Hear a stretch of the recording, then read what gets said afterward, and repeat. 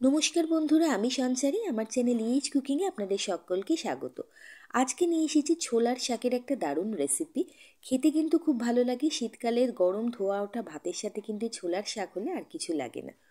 ছোলার শাকগুলোকে ভালো করে ধুয়ে বেছে নিয়ে তারপর যতটা সম্ভব ঘন কুচি করে কেটে নিয়েছি। আগে ধুয়ে নিয়েছি কারণ কাটার পরে কিন্তু ধোয়াটা খুব মুশকিল হয়ে যায়। ছোলার শাক বানানোর জন্য সাথে নিয়ে নিয়েছি আলু। একটা বড় সাইজের আলুকে ছোট ছোট টুকরো করে কেটে ধুয়ে পরিষ্কার করে রেখেছি। আর সাথে নিয়ে নিয়েছি দুটো মাঝারি মাপের বেগুন। বেগুনগুলোকে ভালো করে ধুয়ে নিয়ে ছোট ছোট টুকরো করে কেটে রেডি করে নিয়েছি।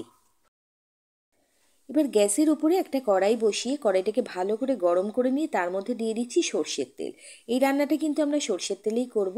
1 চামচ মধ্যে সর্ষের তেল দিয়েছি। তেলটা গরম হয়ে যেতেই তার মধ্যে দিয়ে দিলাম কয়েকটা বড়ি। বড়ি দিলে কিন্তু ছোলার শাক খেতে খুব ভালো হয় আর গন্ধটাও খুব ভালো লাগে। বড়িগুলোকে একটু সময় নিয়ে লালচে লালচে করে ভেজে তুলে নিচ্ছি। আর বড়ি ভাজতে গেলে বড়ি যেহেতু বেশ কিছু তেল টেনে নেয়, সেজন্য প্রথমে কিন্তু পুরো তেলটা দেবো না। 1 চামচ মতো তেল দিয়ে আগে বড়িটা ভেজে নিয়ে তারপর আবার কড়াইতে দিয়ে দিয়েছি 1 চামচ মতো তেল। আর তেলের মধ্যে দিয়ে দিলাম একটুখানি পরিমাণে নুন।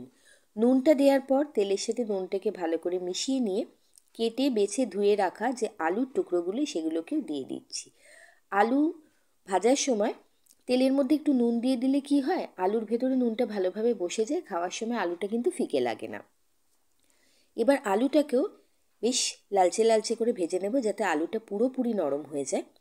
আলুটা ভাজা হয়ে গেছে, আলুটাও তুলে নিচ্ছি। কড়াইটার অল্প একটু তেল রয়েছে, তো এই তেলের মধ্যে আমি দিয়ে দিচ্ছি কেটে রাখা বেগুন। বেগুনের পরিমাণটা এখানে বেশ অনেকটাই বেশি। অল্প একটু তেলেই আমি বেগুনটা ভাজছিলাম, কিন্তু পরে মনে হলো যে আরেকটু তেল লাগবে বেগুন ভাজার জন্য। সেই জন্য ওপর থেকে অল্প একটুখানি তেল আমি বেগুনের মধ্যে আবার দিয়ে দিচ্ছি।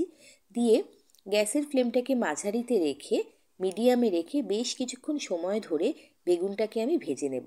ছাকা তেলে বেগুন ভাজলে অনেকটা তেল খাওয়া হয়ে যায়, সেই জন্য বেগুনটা আমি একটু কম তেলেই ভাজার চেষ্টা করি। একটু সময় নিয়ে নাড়াচাড়া করে ভাজতে ভাজতে কিন্তু বেগুনটা মোটামুটি ভাজা হয়ে যায় আর নরম পুরোপুরি হয়ে যায়। সেই জন্য খুব বেশি তেলে বেগুন ভাজার দরকার নেই। বেগুনটা মোটামুটি ভাজাও কমপ্লিট, বেগুন পুরোপুরি নরম হয়ে গেছে। এইবার বেগুনটাকে কড়াই থেকে তুলে নিচ্ছি। কড়াইতে আর একদমই তেল নেই, অল্প একটু পরিমাণে তেল দিয়ে দিলাম। তেলটা যেই গরম হয়ে যাবে তার মধ্যে দিয়ে দেবো একটুখানি কালো জিরে আর দিয়ে দিচ্ছি একটা শুকনো লঙ্কা।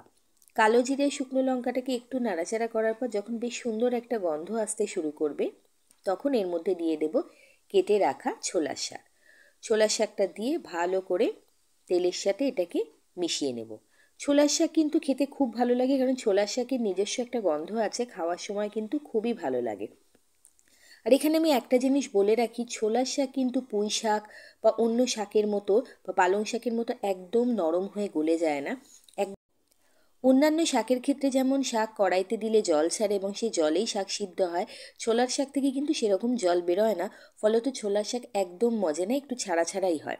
পুরো রান্না কমপ্লিট হয়ে যাওয়ার পরেও দেখবেন শাকটা কিন্তু একটু ছাড়া ছাড়া টাইপেরই হবে।